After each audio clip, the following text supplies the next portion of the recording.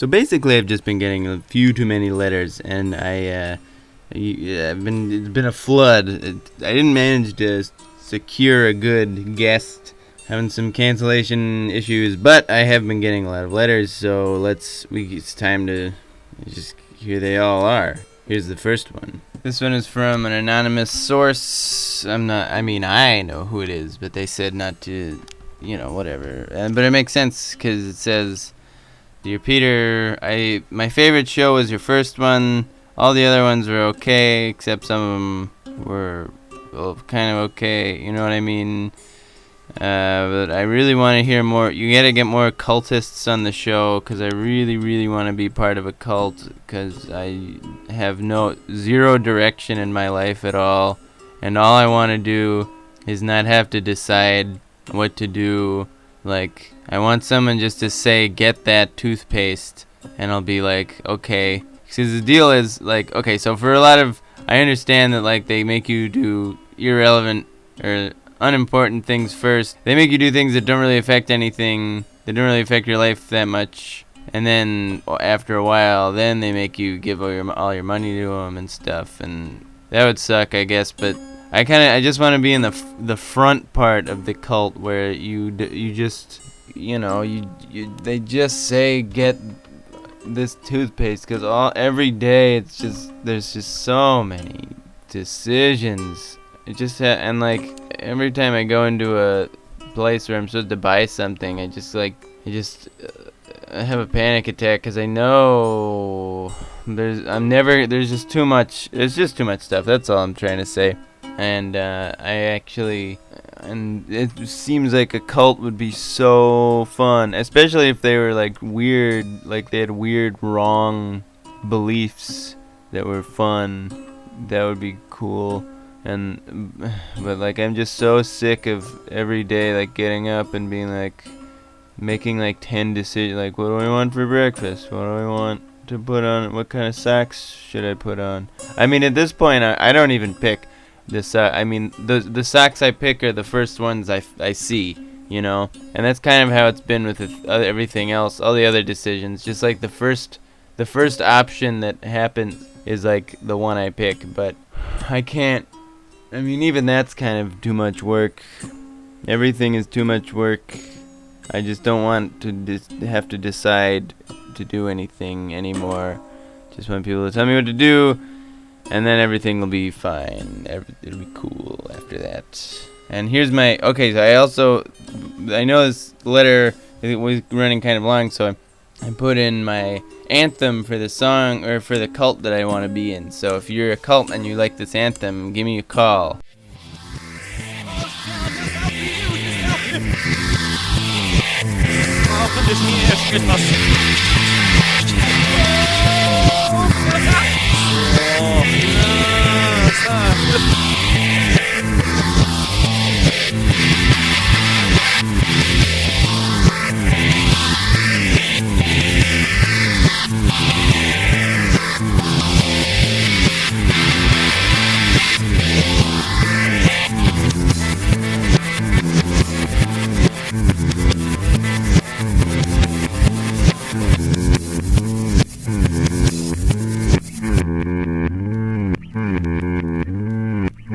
Okay, so this letter is undated and unsigned, and I found it in my shoe one morning. Last morning. Yes. Anyway, it says, how come you think your potential bad, wrong meltdown will go viral? You are not important enough for that to happen. People haven't formed a view of you that such a meltdown will contradict that view. And then it says, your meltdown will take place in a private sphere, a dark room that will hurt only the people you know. You pretend you're famous so pathetically and desperately that you begin to trick your own self to that effect. But if you were famous and you accidentally revealed to millions of internet fans that you are a wrong fool deep down, you at least would see just as many weirdos willing to come to your defense. When you, a nobody, finally screw up, no one will defend you, and the people who see who you really are will see it not over the internet through the lens of a website's editorial goals, but when they look into your eyes for what will in many ways be the very first time. Despite what you think, this more likely situation will be far, far worse. So thank you, Anonymous. That makes me feel so good. You're so nice.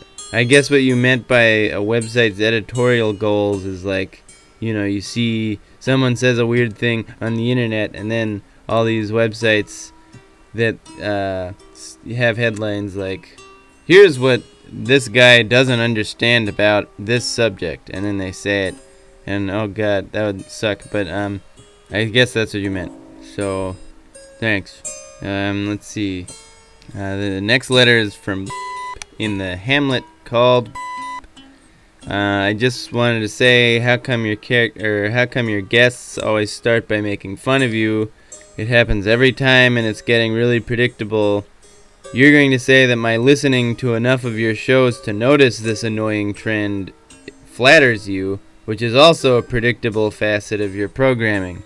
Someone always criticizes your show, and then you always think it's good because and I'm totally falling into your trap, and I know I'm falling into your trap as I furiously type these very words, but you should at least try to hide the fact that you prefer bad attention to no attention, as if you're a 5-year-old child. And thanks for that letter. I have a pretty easy answer. My answer to that is, okay. And let's see. So this letter is from F. Someone named F. You know how to string together real garlands of sentences, but here's my question. You haven't learned lesson 1 of love, the silent art. And that was from F. So if that's your attempt at flirting with me, besides that if I were to make a flirtation attempt back at you, you'd be like, what? I also wanted to point out that this show, Flight of the Fancies, is a non-flirting show, because flirting is bad, because if you screw it up, the person will make fun of you either to your face or after you crawl away behind your back, and they'll make fun of you so hard that your ears will burn off and everyone will know you screwed up a flirt, and they'll say you don't deserve ears either because you screwed that flirt up or because you got embarrassed that you screwed it up and had to get made fun of, which is either just as bad or worse than screwing up a flirt in the first place. So this letter is from L, and it says, I don't know the difference between being happy and being entertained, and I feel like I'm the only person in the world who doesn't know the difference. My question is the chant of the mourning dove entertaining or not? Well, L, that's an interesting question, but it's also very sad, and my doctor told me to avoid sad questions, so good luck placing it elsewhere. This letter is from Stefan Anaker, and it says, among these 4 are reversed, because there is an uncertain similarity adduced in what is to be inferred through a justification which is certain. Just as the reversed is uncertain as regards that which should be certain, so the contradictory is impossible because the objects in the argument cannot coexist. It is possible to show that a rejoinder based on various alternatives is really one which is incorrect, because something is stated to be uncertain through something that is really certain and true. When one argues through unrelatedness where relatedness occurs, this is a case where, to follow the older categorization, one is arguing from unrelatedness of objects, assuming that the thesis is as follows, quote, sound of speech is not eternal because of its state of arising immediately upon an effort, like a pot, unquote. The maker of such a spurious reply may say the following, quote, though in this case the relatedness alleged by you exists, yet of these two, only a pot is fireable and perceptible by the eye, whereas sound is not. Therefore, the pot is non-eternal because of its perceptibility by the eye and its fireability, whereas the same is not the case with sounds of speech. On the other hand, of these two, only sound is eternal on account of non-perceptibility by the eye, whereas the pot is not." Unquote. Such a rejoinder is reversed, for fireability is of insufficient strength to demonstrate non-eternality. One does not observe a state of arising immediately upon an effort without non-eternality. Thus the inference is demonstrated in the same way as that relating to fire and smoke, where fireability does not exist, as in the case of wind produced by a fan, etc., there still does not exist an object without observable non-eternality. Therefore this reply is reversed. Even with audibility, sounds of speech are observed where a state of arising immediately upon an effort is also observed to occur. Thus this inference based on non-audibility is absurd, as it is refuted by the power of observation. It can be observed that a state of arising immediately upon an effort invariably exists with non-eternality. So through what power is the inference for sound's non-eternality refuted? It simply isn't. Therefore this reply is reversed. The opponent is arguing with twofold uncertainty. This follows from our explanation of the occurrence of his justification together with an unrelated topic, though he is arguing from a relatedness of the objects, or secondly from our indication that if a demonstrandum is refuted because of unrelatedness of objects, the justification adduced by us is without a refutation. If one argues from a relatedness with fireability, which is certain, towards an uncertainty, though it is true that the relatedness alleged occurs, yet there is no connection in the anterior thesis's rejoinder when it is stated that as without fireability, etc., non-eternality is not observed. It does not exist in the case of sounds of speech. The statement proceeds from a relatedness of objects which does not exist. Because it has been indicated that the statement of the opponent for the eternality of sound, because of its non-fireability, etc., is without a justification, and thus without a true demonstrandum, this reply is uncertain, as non-fireability is not concurrent with the demonstrandum eternality, since even where fireability does not occur, eternality still does not necessarily exist. Thus this reply is insufficiently certain. When one is attempting to infer eternality from a total unrelatedness of objects to a relatedness, as when eternality is argued solely through audibility, one may reply that it is certainly not observed that non-audibility occurs necessarily with non-eternality. Thus this reply is reversed. A reply proceeding from excess and reduction is reversed. For example, when a justification is brought up with its exemplification, and one says, for example, sounds of speech are not eternal because they have arisen due to an effort, and the reply is given, for example, in this manner, quote, "If the justification demonstrates that the demonstrandum is associated with a certain event, then it follows that it is not different from the demonstrandum, like the water of a stream which has entered the ocean. An association with an event is not possible if the object associated with it is not obtained. But if the demonstrandum is obtained, what purpose can the justification possibly have? On the other hand, if it is not associated with the event of the demonstrandum, then it is not different from those objects which are not justifications, and thus is not a justification itself." Unquote. To this anterior thesis it may be replied as follows. The opponent is speaking of a cause as condition for a cognition, but instead of recognizing this, he speaks of it as if it were a material cause, and attempts to refute the inference in this way. End note. Vasubandhu makes a clear contrast between those events which serve as conditions for a consciousness moment inasmuch as they are its objects of consciousness, and those which are its truly generative conditions. Compare Kosa 5, Ad 27. Return to text. He is thus making a vain assertion because he is attempting to argue against something other than a cause as condition for a cognition. Thus this reply is reversed. A justification through a direct apprehension, irrelevant to the inference, in the opponent's demonstrandum, is a spurious reply based on direct apprehension.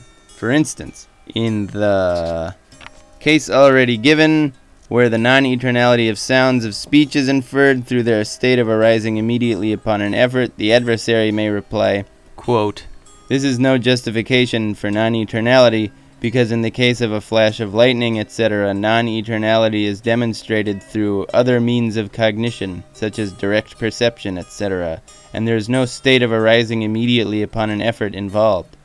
There is no justification where one object exists even where the other, supposedly invariably concomitant one, doesn't. Unquote. Others formulate this in a different manner. Quote, there is no justification for non-eternality here because there is no logical pervasion, just as in the case of the necessity of conscious activity for trees because of their sleeping at night, which occurs only for cerisa trees. End note. The cerisa tree, Acacia speciosa wild, or Acacia cerisa butch, has leaves which close at night. Thus it is said to sleep. The objector is saying that just as one cannot infer the necessity of conscious activity for trees from the sole example of the cerisa's sleeping, one cannot infer the non-eternality of sounds of speech from their state of arising immediately upon an effort, because a flash of lightning is non-eternal and there is no effort involved. Return to text. To this it may be replied as follows. In reply to the statement that non-eternality is demonstrated through a state of arising immediately upon an effort itself only, the opponent is saying, there is no justification for non-eternality and there is no logical pervasion either, so we are made happy. But this reply is reversed, because it is a vain assertion resting on the assumption that we are claiming that something is non-eternal only because of a state of arising immediately upon an effort. Whereas what we are claiming is that something is non-eternal because of a state of arising immediately upon an effort itself only. Thus this reply is reversed. Oh, jeez. Okay, so thanks, Stefan. That was a little long, but cool. It was really interesting. It said it's from texts 13 to 17 of Vasu Bandhu's Vadavidi, which translates from Sanskrit to English as a method for argumentation. I'll tell you one thing, it's kind of a yawn fest, but I had to read it because you sent it to me, and that's how it works on this TV show. Let's see, I think I got another, I got another letter. This letter from Roger Smith, Chris Houghton, Martin Dormer, and Tim Harrison comes from Evesham, Worcestershire, England. And because the letter's authors are from so far away, the letter is hard to read. Let me just see if I can put it up to the microphone.